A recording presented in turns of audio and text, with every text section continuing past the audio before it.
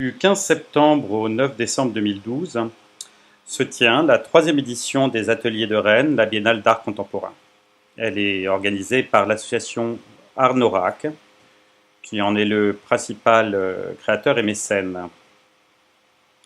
Les deux principales expositions de cette édition 2012 se tiennent dans deux lieux inédits, le FRAC, le Fonds régional d'art contemporain, et Nioué Mabilais, qui est l'ancien centre régional des télécommunications construit par Louis Arert dans les années 70. Outre ces deux sites, la Biennale se déroule dans différents endroits, lieux partenaires, la Criée, le Centre d'art contemporain, 40 mètres cubes, le Centre Colombier, la Galerie Art et Essai, le Cabinet du livre d'artiste et le Musée des Beaux-Arts de Rennes. Au rez-de-jardin de Nioué Mabilais, une déambulation est offerte aux visiteurs entre trois espaces qui s'intitulent L'étendue, Je forme une entreprise et Re-Histoire. Au FRAC, dans les grandes et hautes salles, deux aires d'exposition attendent le public, le monde construit et l'occupation des sols.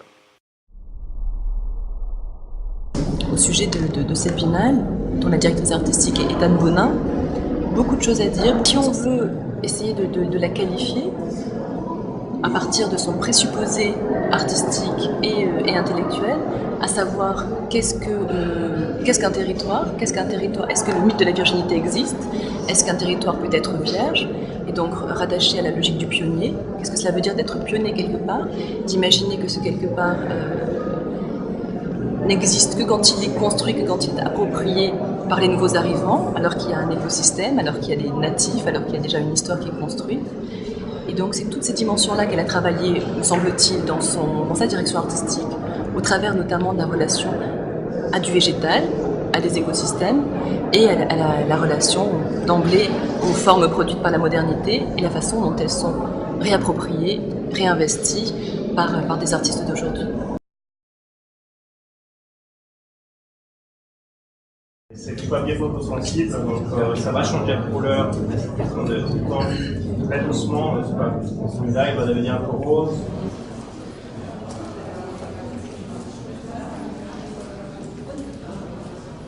Pour l'instant, je nage entre perplexité et étonnement sur les multiples choses qui sont présentées. Beaucoup me parlent peu ou pas. Mais par contre, je trouve qu'en effet, le discours qu'il y a autour est très conséquent, plus que l'œuvre exposée d'ailleurs, même s'il y a des choses qui m'intéressent esthétiquement ou intellectuellement parlant. Voilà, que dire. Moi, j'ai vu des choses qui m'ont vraiment ravi, comme par exemple l'œuvre de Judith Scott, l'œuvre en textile, cet artiste un peu hors norme, qui n'est plus de ce monde malheureusement. Il y a des choses très, j'allais dire très littéraires, qui amènent beaucoup de discours. Mais voilà. Mais le problème, si par hasard c'en est un, c'est qu'il y a tellement de variétés, tellement de choses diverses et variées, qu'on s'y perd un peu.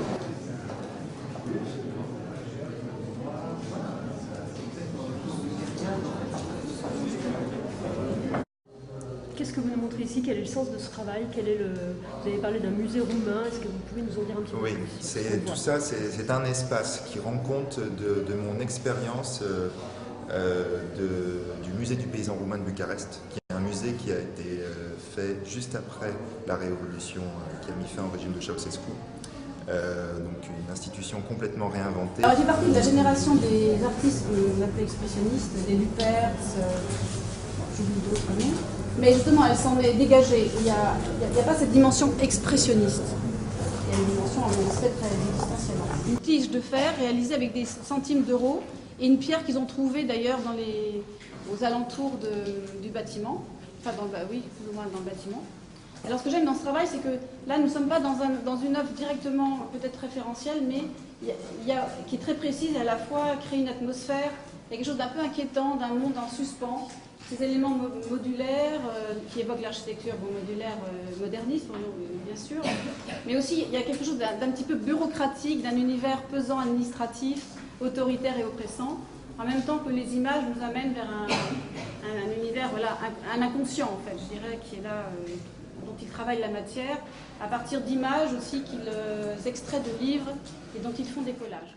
Si la déambulation à Nioué-Mabilais nous a conduit à la question de savoir quelle est la différence entre la cohérence entre un lieu et les œuvres qui y sont exposées et l'adhésivité entre les lieux et l'œuvre, l'arrivée au FRAC a posé à de nombreuses personnes la question suivante: mais où est donc l'entrée? Troisième biennale qui, comme vous l'avez compris déjà au cours de vos pérégrinations de ce matin, prend une dimension inédite puisque effectivement elle se déploie sur 2 lieux et elle embarque un petit peu toute la communauté artistique de Rennes et tous les lieux de diffusion du on et du off dans cette aventure. En fait, ici dans cette salle, ce qui est très intéressant, c'est de confronter d'artistes vraiment confirmés, des grands artistes internationaux comme Jackie Wilson ou André Valenci, donc un artiste de support surface, à des toutes jeunes expressions, des artistes émergents, puisque c'est le rôle d'une biennale que de faire un peu l'état des lieux de la création artistique à un moment donné. Donc vous voyez juste derrière moi le travail de Mathias Hutter, qui donc est une collection de lieux et montre comment les artistes d'aujourd'hui aussi s'arrangent avec l'histoire, cueillent dans l'histoire un certain nombre de motifs. Il y a tout ce vocabulaire formel de la modernité tel qu'aujourd'hui il est réemployé par des jeunes artistes, parce que la génération des artistes, la moyenne des artistes qu'elle invite est relativement jeune, me semble-t-il. On est autour des trentenaires, quarantenaires, mais il y a pas mal d'exceptions. C'est que ce vocabulaire-là, ce vocabulaire formel-là, est toujours empreint d'un grand espace. Il y a toute une dimension discursive, réflexive, qui caractérise aussi un art français. Il y a de quoi on peut en être tout à fait fier, mais il y a une grande dimension de sensibilité et de poésie.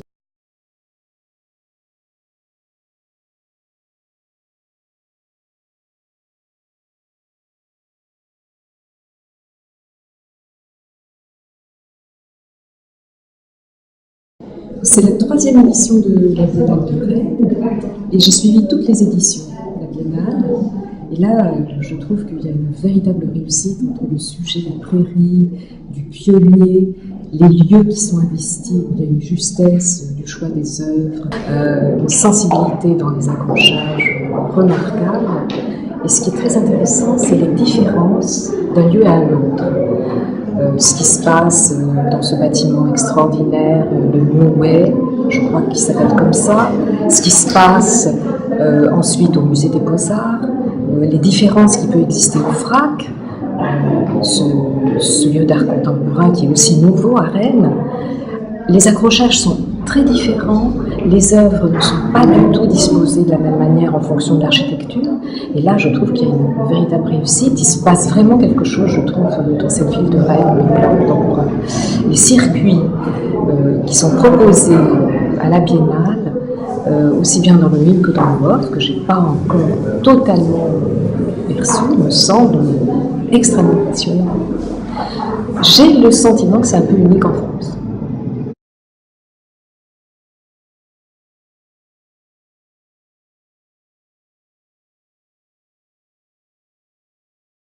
En parallèle de la Biennale d'art contemporain organisée par les ateliers de Rennes, cet événement, Biennale Off, réunit 15 participants, c'est-à-dire 15 structures qui exposent, qui font des éditions, qui exposent autant de l'art, de design, et donc on s'est très rapidement réunis en réaction à cette biennale pour prouver qu'à Rennes, il y a une énergie assez fantastique entre toutes les structures possibles, comme je les ai énoncées.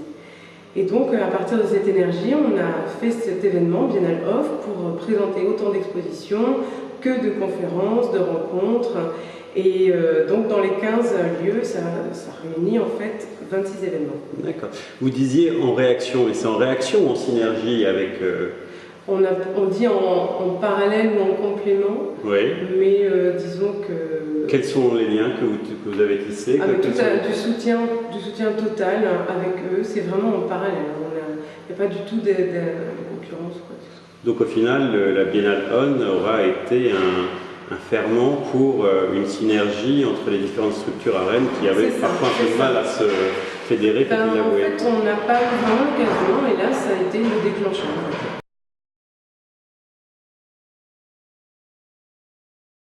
La vente aux enchères prévue le 17 novembre à l'hôtel des ventes de la ville de Rennes, qui est gracieusement, où nous accueille.